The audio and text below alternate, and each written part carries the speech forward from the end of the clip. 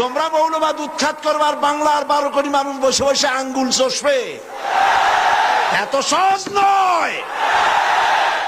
কিন্তু দুর্ভাগ্যজনক সত্য এই যে ইসলাম দিয়ে বিশ্ব মানবতাকে রক্ষা করা যাবে, সেই ইসলামকে বলা হচ্ছে আজ মৌলবাদ এবং সাম্প্রদায়িকতা। এক শ্রেণীর পরগাছা বুদ্ধিজীবী, কবি, সাহিত্যিক ও মুনাফিকদের আচরণে আজ ইসলাম নিজের ঘরেই পরবাসী হয়ে আছে। পৃথিবীর দ্বিতীয় বৃহত্তম মুসলিম দেশ বাংলাদেশে ইসলাম নির্মূল করা হবে একথা বলার সাহস তাদের নেই বলে ইসলামের জঘন্য দুশ্মনেরা ইসলামের নাম দিয়েছে মৌলবাদ। সুতরাং তারা মৌলবাদ উৎখাতের নাম করে মূলত ইসলামকে নির্মূল করার ষড়যন্ত্রকে পাকাপোক্ত করেছে। বাংলাদেশ ইসলামের সবচাইতে, ইসলামের জন্য সব থেকে বেশি উর্বর জমিন। এতে ইউরোপ, আমেরিকা এবং ভারত দারুণভাবে শঙ্কিত।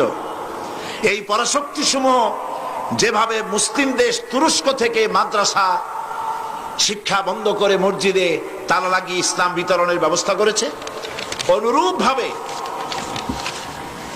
বাংলাদেশেও মাদ্রাসা শিক্ষা বন্ধের ষড়যন্ত্র চলছে এবং নানান অজুহাতে মসজিদে তালা লাগানো শুরু হয়েছে। দেশের অবস্থা ক্রমান্বয়ে নাজুক থেকে নাজুকতর করে তোলার জন্য ইসলাম বিদ্বেষী পত্রিকা ও প্রচার মাধ্যমগুলি মাদ্রাসা শিক্ষা, ছাত্র, শিক্ষক ও দেশ বরণ্য আলেম, ওলামা, পীর, মাশায়েখদের বিরুদ্ধে জঘন্য মিথ্যাচার এবং প্রতিহিংসামূলক খবর প্রচার করছে। বাংলাদেশের মাটি থেকে ইসলামকে বিদায় করে দেওয়ার জন্য সর্বাত্মক চেষ্টা চালাচ্ছে বিদেশি সাহায্য পুষ্ট এনজিওরা। ব্রিটিশ এসেছিল আমাদের দেশে ব্যবসার নাম করে, কিন্তু শেষ পর্যন্ত তারা ব্যবসার নাম করে এসে এই উপমহাদেশকে 200 বছরের গোলামীর জিনজির পরিয়ে দিয়েছিল। এনজিওরা এসেছে অনুরূপ ভাবে, এনজিওরা এসেছে সেবার নাম করে এসে এই দেশ থেকে ইসলামকে চিরজীবনের জন্য নির্মূল করে দেওয়ার সর্বাত্মক প্রচেষ্টায় তারা লিপ্ত হয়েছে।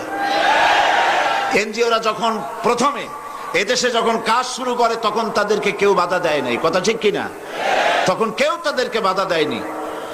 বাধা আসলো ঠিক তখন যখন তারা মুসলমানদের বিবাহ, তালাক, ফতোয়া, মাদ্রাসা, মসজিদ, রাজনীতি সম্পর্কে অনধিকার চর্চা শুরু করলো।